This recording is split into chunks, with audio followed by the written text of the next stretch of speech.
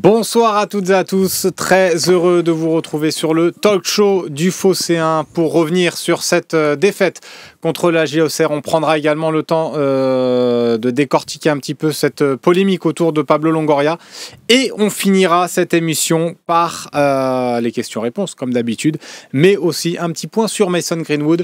Est-il encore intouchable? Ce sera la question qu'on se posera avec Romain Canuti avec nous sur le plateau. Salut Romain. Salut Slim.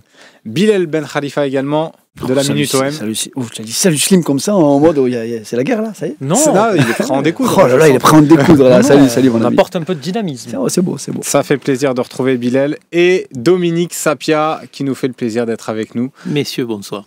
Illustre kiné de l'Olympique de Marseille. Est-ce qu'on ne pourrait pas dire illustre kiné marseillais quelque part? Oui, tout à fait. Pas mal d'histoires. Ça fait partie aussi du job. Donc vous l'avez vu sur la petite rivière et le petit sommaire. Et évidemment, on salue le chat Twitch et YouTube déjà bien nombreux ce matin dans l'OM au Café qui nous suivent. Également ce soir, Auxerre. On va d'abord parler de ce match-là parce qu'il faut parler quand même football. Après, on viendra sur les polémiques. La question qu'on s'est posée, c'est pourquoi l'OM est-il de nouveau tombé dans le piège auxerrois? On en a discuté un petit peu ensemble samedi soir, Romain. Bilal, toi, quelle est ton analyse de cette défaite-là? Qu'est-ce qu'il a manqué à l'OM samedi soir? Tu peux décortiquer le match avec plusieurs périodes. C'est-à-dire que tu prends les 30 premières minutes du match, l'OM est sur une surdomination de l'AGIA qui ne sort pas de ses 25 mètres. Bloc bas classique, un ou deux attaquants qui vont assez vite pour essayer de piquer en contre, mais ils n'arrivent même pas à enchaîner deux passes. On voit Pélissier qui saute sur son banc en disant calmez dès que vous avez le ballon. Donc ça ressemble exactement au même match que face à Angers. Même type de match. Ils ont une première opportunité qui est assez comique parce qu'on a je l'appelle le couloir de la mort, le couloir gauche de l'OM cette saison, avec Kondogbia et avec Merlin qui laisse une première incursion de Perrin et qui fait un centre et finalement Traoré la touche de la main. Et déjà je me suis dit, ce couloir gauche ils vont vraiment appuyer dessus. Hein. Et donc tu pousses quand même, tu n'as pas de grosses occasions, mais comment tu fais pour jouer contre une équipe qui joue à 11 derrière et qui n'attend qu'une seule chose, c'est que sur une remise ou un geste technique, tu vas perdre le ballon. Donc, pour te contrer, c'est ce qui s'est passé. Sauf que Perrin, il y a plusieurs erreurs sur le but de Perrin, notamment Kondogbia et Merlin, qui, ni l'un ni l'autre, n'assurent la couverture, sachant qu'il n'y avait qu'une personne dans la surface. Donc, on était à 4 pour une personne dans la surface. Il n'y a personne qui s'est mis dans la tête, un, il l'amène vers l'extérieur et l'autre, il vient serrer à l'intérieur. Une prise à deux classique, on apprend en U9 ou en U11. Et à partir de ce moment-là, un peu comme contre Angers, si Angers marque l'opportunité qu'ils ont, à 1-0, c'est pas le même match quand même, tu vois, ou à 0-0. Et finalement, donc cette première mi-temps, elle se termine avec 1-0. On n'est pas dans un grand match, mais toutes nos premières mi-temps, elles sont comme ça. On surdomine, on attend que l'équipe un peu se fatigue, et la deuxième mi-temps, paf, on enclenche la deuxième. Et la deuxième mi-temps, elle repart bien. On a 3 grosses occasions avant le rouge de Cornelius. On a quand même 3 grosses occasions, dont le but refusé. Un but refusé. Qui est compté dedans. Ouais. Qui est compté dedans. Et là, par contre, je crois que c'était la goutte d'eau qui a fait déborder le vase. Et là, le rouge, je pense qu'il fait disjoncter tous les joueurs de l'équipe. L'entraîneur, il disjoncte. Le président s'envole. Et le match, ça y est, total blackout. Match est terminé. Et c'est là qui est dommage aussi, parce que normalement, on ne doit pas... Tu vois, tu dois te battre, toi, jusqu'au bout. À la fin, tu fais du Didier Drogba, fucking disgrace, ce que tu veux et tout. Mais donne-nous ces 90 minutes où toi, tu ne penses pas à ça. C'est ça, moi, qui m'agace. Après, même si on dit ça, on va en parler, mais Mason Greenwood, je n'ai pas l'impression que c'est un problème d'arbitrage, mais il y a un problème quand même. Parce que Bilal parle de ces quelques occasions, il doit faire beaucoup mieux. En première période, là, quand il élimine un mec qui pousse la balle à 25 mètres, là, c'est dur. Et défensivement, j'ai réfléchi. Quentin Merlin, il m'a fait penser à quelqu'un. Donc c'est une rêve que tu auras forcément, Dominique. Il m'a fait penser à Méline. Je ne sais pas si tu te souviens, c'est la régisseuse qui travaillait dans Tout le monde en parle, Ardisson. Elle accompagnait les invités comme ça sur le plateau. Ah oui. Ben là, c'est un peu pareil. J'ai l'impression qu'il y avait Ardisson et d'un coup, il a dit Aujourd'hui, Gaëtan Perrin. Et là, il y avait Méline à côté qui était voilà, vous asseyez sur ce siège. Tu parles aussi de la vérité au bout du couloir, tu te rappelles Sam, celui qui accompagnait à chaque fois, tu le voyais t'amener. Sam, c'était Kondogbia. Il y avait Méline, c'était Quentin Merlin. Mais c'était de l'accompagnement. Juste le point important, ce que dit Romain. Il y a eu un moment pendant la diffusion du match, c'était sur Dazen le match.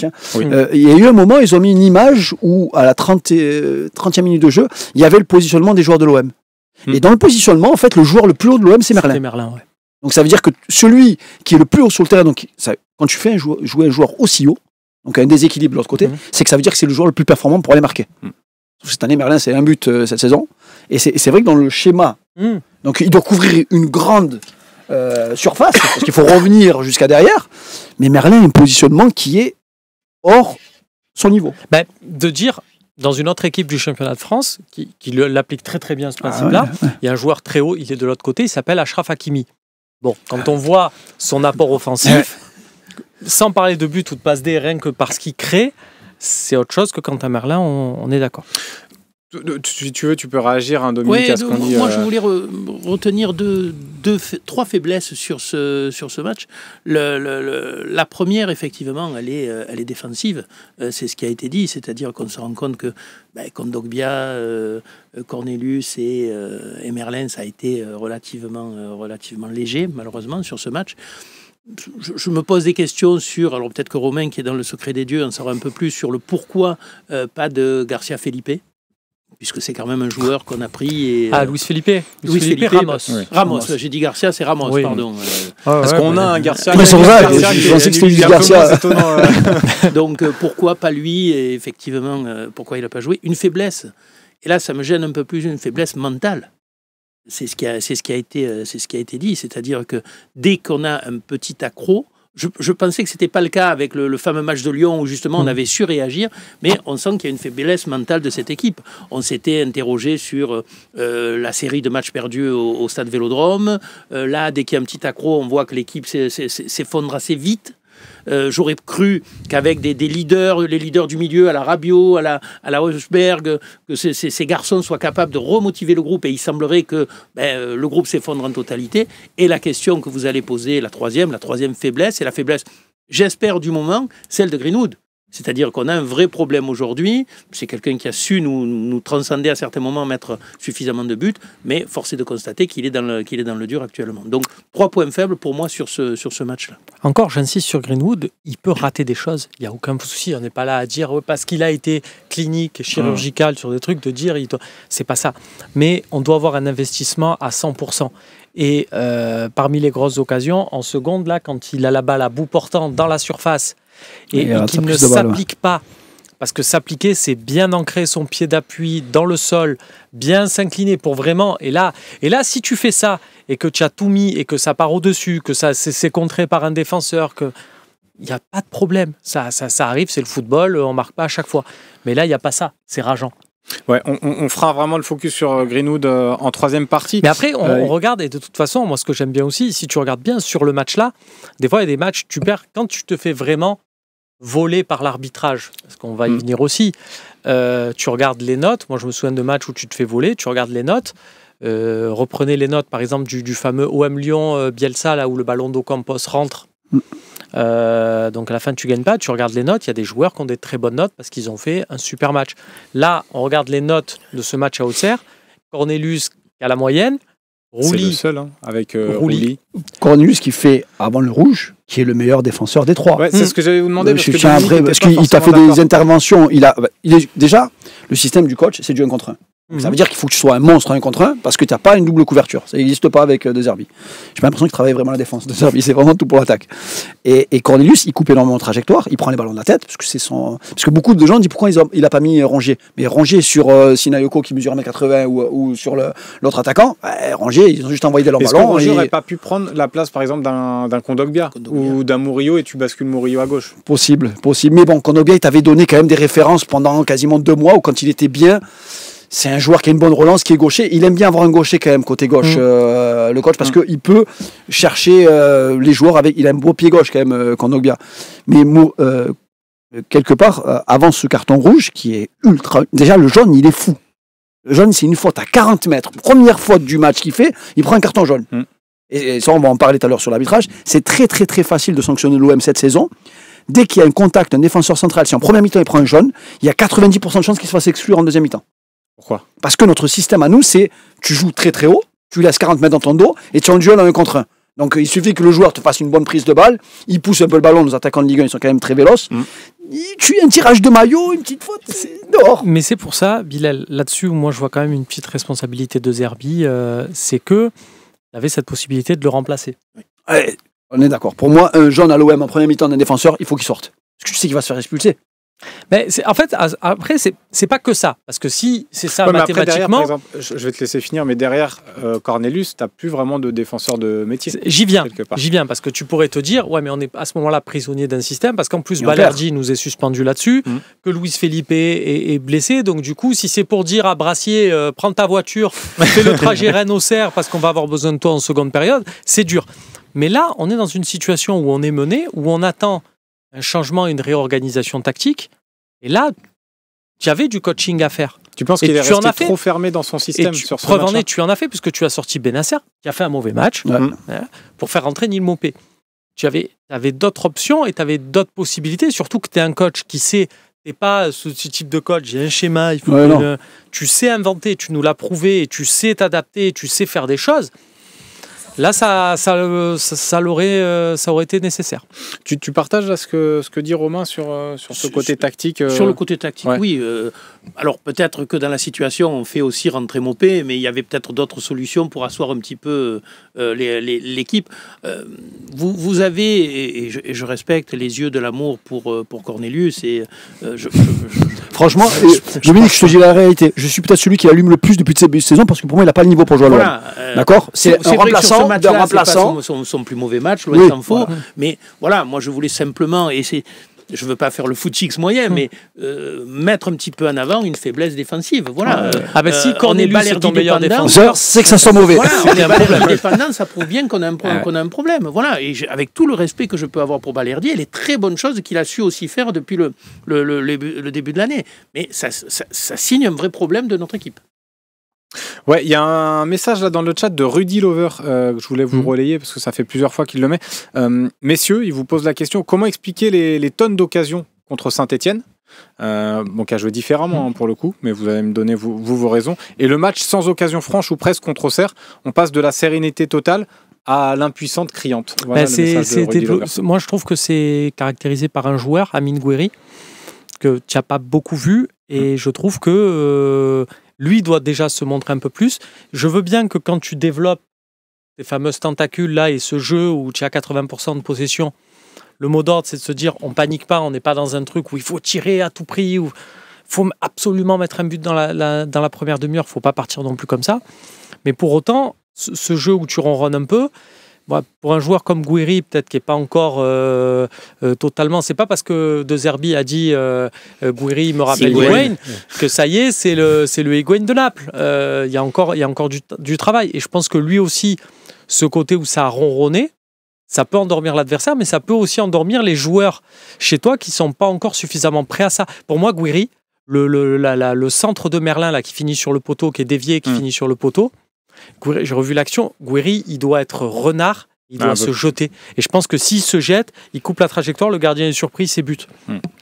Ça se travaille. Est-ce que vous ne pensez pas, messieurs, qu'il y a peut-être pour l'instant un problème de complémentarité Greenwood-Gouiri ? C'est la question se pose, tu as raison d'en parler. Je pense pas, parce que Greenwood, de par ce qu'il t'apporte en normal, tu t'adaptes, et de toute façon Greenwood-Gouiri contre Lyon, le fameux match où Gouiri à peine y rentre, tu voyais que Greenwood il a vu, il était ça c'est mon copain, les forts veulent jouer avec les forts. Voilà, c'est comme ça, c'est cruel pour les mecs qui sont moins forts, mais c'est comme ça que ça marche. Sur ce match-là, la complémentarité elle n'était pas évidente. Mais je pense que Greenwood sur ce match-là, je pense que on met n'importe qui sur le de tout à l'heure, mais non, mais je pense que là, on pouvait mettre n'importe qui sur le terrain. On pouvait mettre Luka Modric. Il aurait dit, tu sais quoi, je vais pas lui faire de passe à lui. Slim, moi, pour répondre à la question de Rudy Love, Saint-Etienne est venu au Vélodrome pour jouer. C'est-à-dire Saint-Etienne n'a pas joué du tout à 7 derrière, pas du tout. Ils sont venus nous chercher haut. Malheureusement, les petites équipes, ils sont morts avec les arbres à la main, hein, mais ça nous laissait beaucoup d'espace. Auxerre, c'est une équipe déjà qui est bien meilleure que Saint-Etienne, déjà individuellement, donc ils ont des individualités bien plus fortes, des joueurs bien plus véloces, et ça nous gêne, nous, cette saison, quand on a des joueurs très véloces en face de nous. C'est le cas de Strasbourg, c'est le cas d'Auxerre. Tu prends un Greenwood quand il y a Mensah sur le côté, il ne le passe pas en 1 contre 1 parce qu'il va beaucoup plus vite que lui. Et il peut le passer sur un crochet, sur un dribble. Donc il y a le fait que Auxerre joue très très bas, et Amine Gouiri, contre une équipe qui joue à 5 derrière avec 3 centraux, tu vas avoir du mal à le trouver. Et pour le trouver, il doit rentrer dans le cœur du jeu, mais si tu fais ça, le faire rentrer dans le cœur du jeu, finalement, notre jeu devient stérile. Il n'y a pas de profondeur, il n'y a pas d'appel possible, et c'est là où Greenwood, avec Luis Enrique, doit faire mal, parce qu'ils sont quand même à 3 sur le côté. Il y a quand même une Greenwood, Luis Enrique et Murillo qui vient prêter main forte. Alors que de l'autre côté, c'est pas le cas. C'est pour ça que Merlin, limite, celui qui est à gauche, c'est un dribbleur fou qu'on doit avoir. C'est un mec qui est capable de casser les reins 1 contre 1 parce qu'il ne sera jamais aidé par quelqu'un qui va prendre le couloir. Donc pour répondre à... Et on a marqué en première mi-temps. C'est la différence. Tu marques un but contre Auxerre, l'occasion de Merlin, tu marques, tu gagnes 3-0 le match. Je le signe maintenant. Ah oui, l'occasion de Merlin, qui tape le poteau, tu marques. Dont parlait 25e minute, ils sont obligés de sortir, c'est fini. Ils vont courir derrière le ballon et tu vas avoir une deuxième opportunité. Ouais, il y avait Dominique qui parlait aussi de l'aspect mental. Est-ce que vous êtes inquiet, vous, plus sur le match de Nantes par rapport à ce qu'on a montré contre Auxerre là, ou vous dites c'est peut-être un seul accro et il n'y aura pas forcément de suite, ou c'est une bonne piqûre de rappel? Moi, je pense que inconsciemment, il y a un moment donné où là, tu gagnes, tu as un peu les Beatles en tournée, parce que non, mais t'as fait un peu le spectacle. Auxerre, il y a une semaine, à peine ils ont fini leur match. Bon, on va recevoir Marseille. Tu avais l'impression, opération billetterie, le stade sera plein. Ouais, c'était leur dernier gros match à domicile. T'as un peu ce délire-là et un peu ce truc, on va recevoir Marseille. Et du coup, l'OM, avec la situation aussi au classement, je pense que inconsciemment, j'ai dit, bon, la deuxième place, c'est fait. Là, on était sur des débats. Bon, qu'est-ce qu'on joue? Parce que le titre, c'est trop loin, mais c'était pas fait deuxième. Et là, tu vois bien que ça revient sur toi.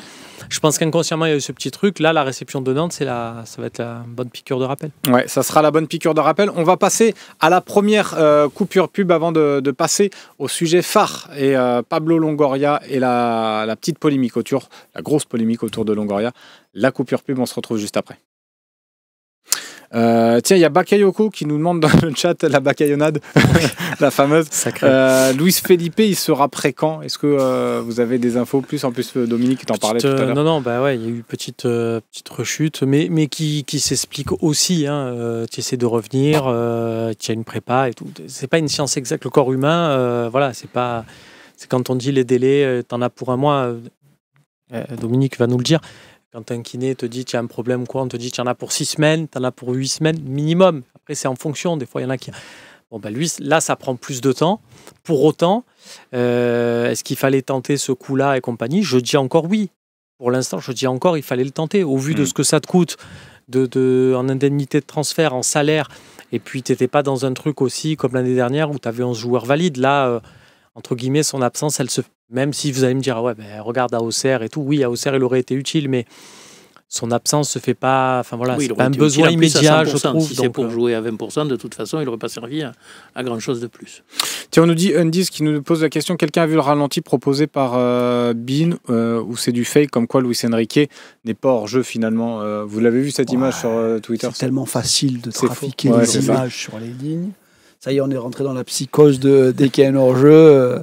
Oui, parce que si tu fais espace pour stopper l'image au moment où ça t'arrange, peut-être que sur le but que marque Auxerre aussi en fin de première suite à l'action où il n'y a pas eu pénalty sur Merlin. J'étais sûr qu'il allait nous faire une lance. Il allait avoir pénalty, tu sais, là on s'en prend un but et derrière, moi aussi. Tu vois, il y a le coup franc et finalement on marque sur le coup franc. Parce qu'il y a une faute sur Merlin. Elle n'est pas énorme, mais il déséquilibre parce qu'il est quand même à 7 mètres de la cage. Mais écoute, pour moi, il n'y a pas faute, parce que Merlin, je trouve, il se laisse tomber. Il est con, parce qu'il pousse, il frappe. Mais par contre, pour le coup, il reste bien debout. Et d'ailleurs, là, pour le coup, on peut dire ce qu'on veut moi là-dessus.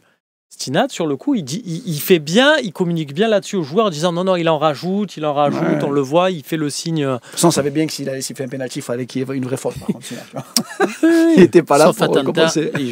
Non, mais après, même des mecs qu'on peut dire hostiles parce que le contexte ou quoi, regarde Turpin contre Monaco. il doit siffler, il le siffle. Voilà. Et là, il devait nous le. Je pense que Merlin n'a pas tout fait pour qu'on nous le siffle. Voilà. C'est un peu de naïveté, on va dire. Un peu de naïveté. En tout cas, ça n'a pas été du goût de Pablo Longoria avec l'expulsion également d'Eric Cornelius. Et ça sera l'objet de notre seconde partie.